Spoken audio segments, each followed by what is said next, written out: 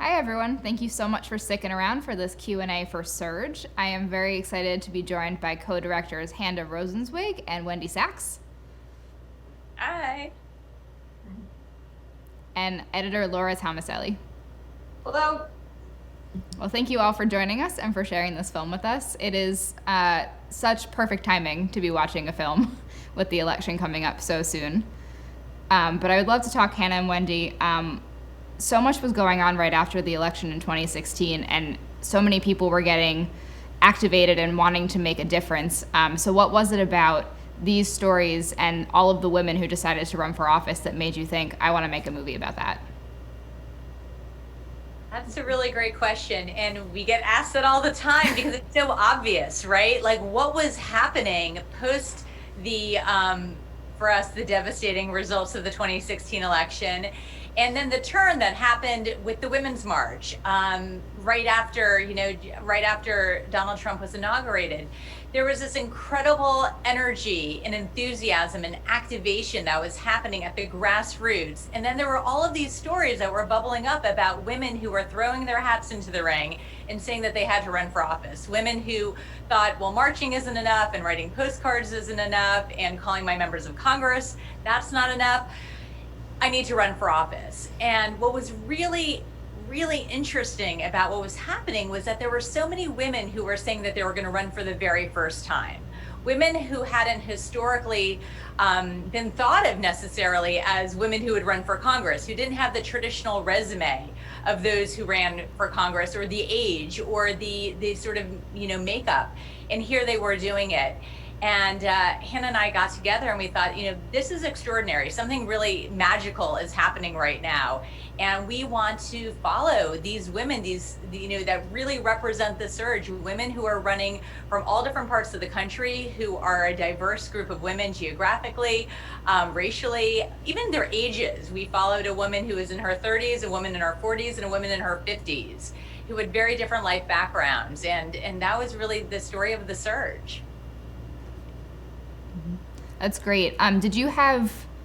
You obviously focused on 3 women, but was there a bigger pool that you were considering before you landed on Jana Lynn, Liz, and Lauren? Yes, yeah, we started out, I think, with about 10 options.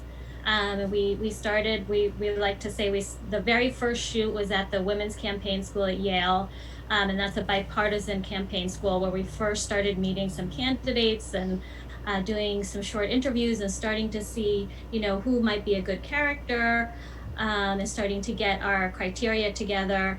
And then we started flying around and interviewing different candidates and also doing research on them. And so slowly we started to kind of hone in on Lauren, Jana, and Liz.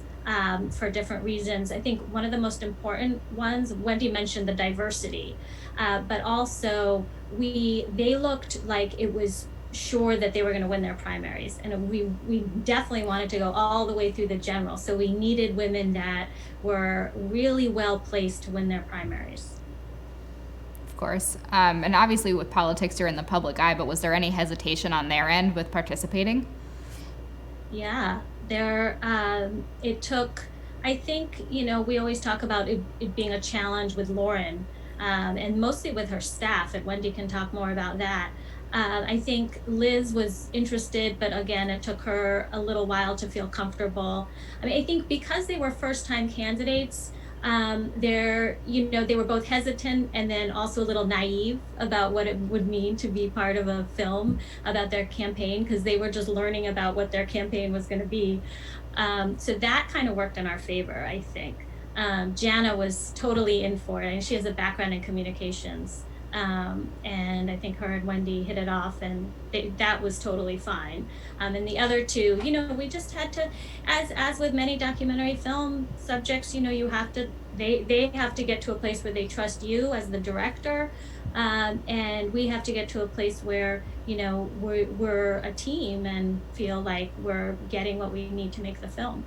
Mm-hmm. I particularly loved Liz's daughter and how gung-ho and involved she was both in the film and in the campaign itself. She had all the answers ready to go. Sorry.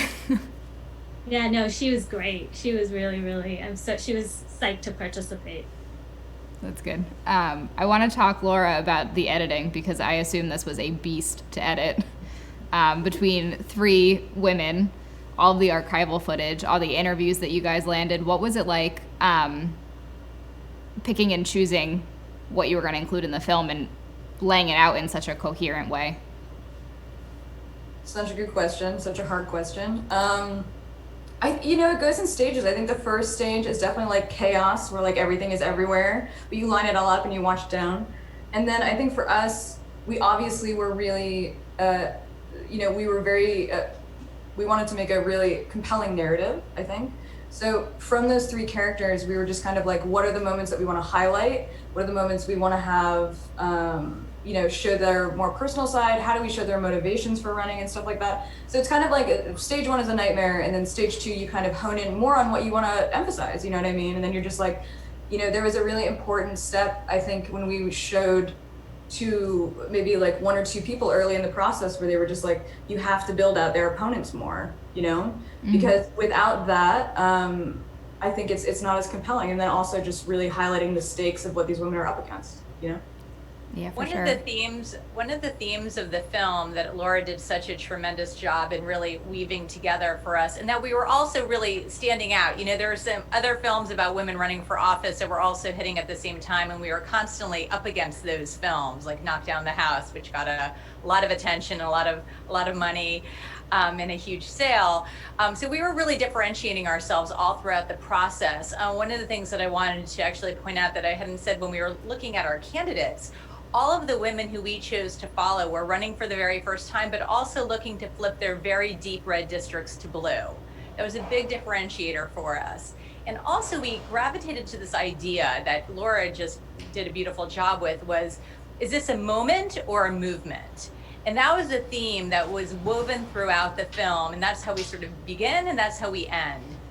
And I think that's also what continues to make Surge so relevant as we move into the 2020 election, because the bookending of that idea and that concept is what is really sort of almost a cohesive thread throughout, and just makes it's really captivating. And then, the answer, of course, I don't want to give it all away, but you all have already watched it. So it's up to us. We have to do the work, right? It's on us to save our democracy and to continue marching forward and doing the work, quite literally marching forward.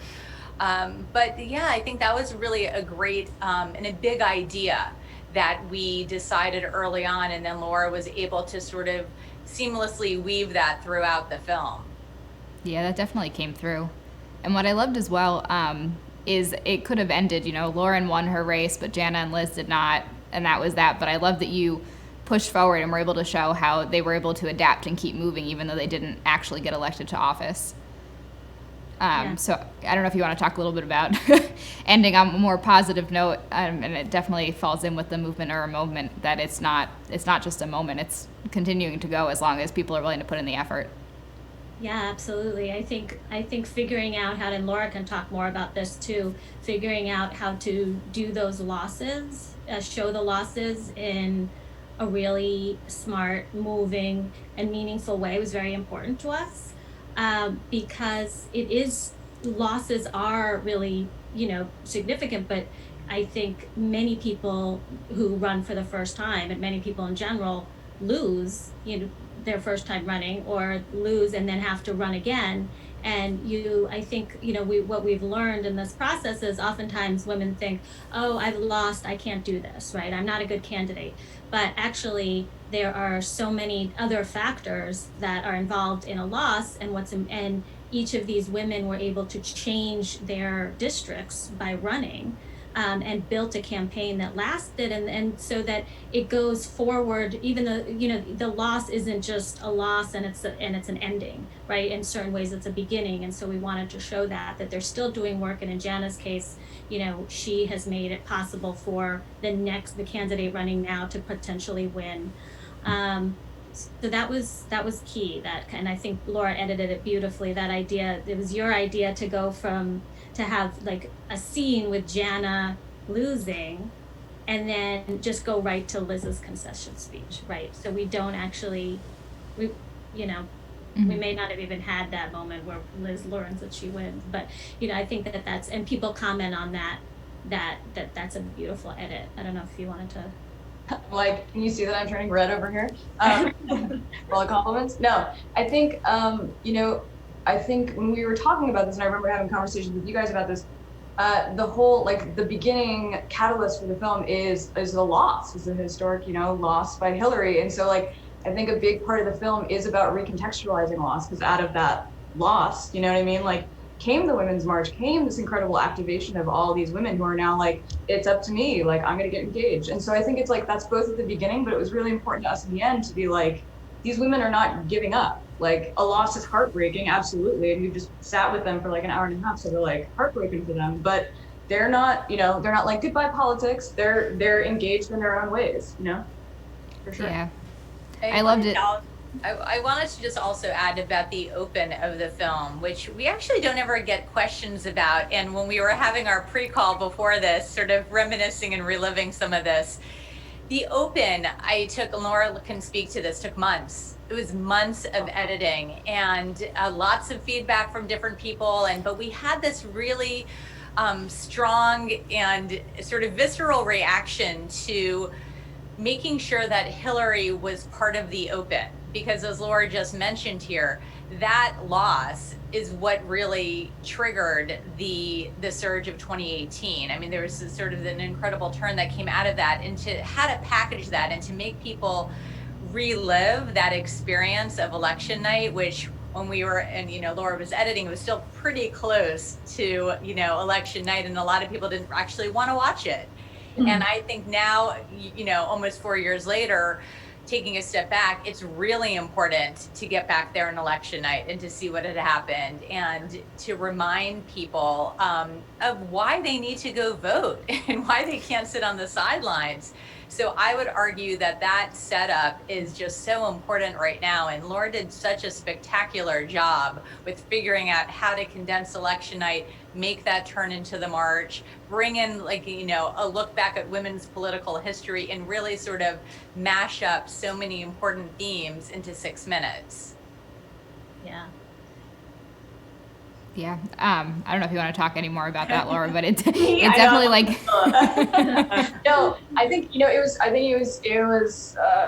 was hard but important to work through all that footage. And I think like we were talking about before, I think having it flow kind of from the historical context, which is like from our movement or moment question into that, and then seeing that the answer was the Women's March was like incredibly important. But I mean, at points that opening was like 12 minutes long. I don't even know, it was so long, because we were just like, how do we distill this down to something that people will watch and still be like, there's a movie after this, you know what I mean? But, yeah. Right. Which characters, because it doesn't introduce any of our characters. Yeah.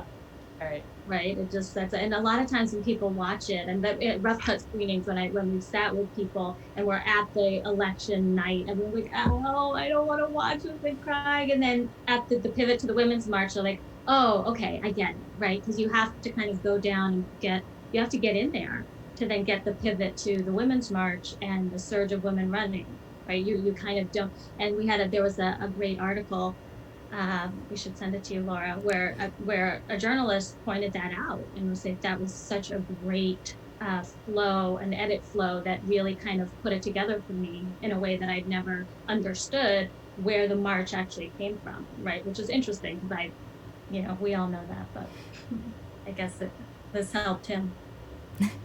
Yeah, as soon as it started, I was like, oh no, we have to relive this. But then it jumps so smoothly into the Women's March, and then you introduce all of your subjects and you're just like empowered and ready to go with them. Like, I was all in on them before they even started talking, because I knew that they were trying to do something great.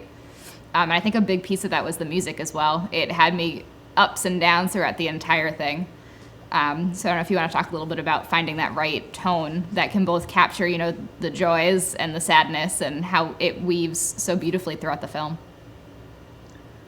I will say that I think even from our first conversations, like I worked with Hannah and Wendy on the trailer for this before we worked on the feature together. And I think one of our first conversations was like a lot of, I don't want to generalize here, but I think there's some movies made about women, or just the way that women are portrayed. And sometimes there's this idea of like gendered music. Do you know what I mean? Which I don't know if I could say this, but we would call like tampon commercial music or something. Right. You know what I mean? Right. And we were very much like, that's not what happened. You know, that's not how we felt. Like, we're gonna do something that feels like initially ominous, and then like we want to make sure that like you feel the rage. You know what I mean? So it was always music was always incredibly important, I think, to all of us in kind of propelling the story along, but also like having people feel what it felt like. You know.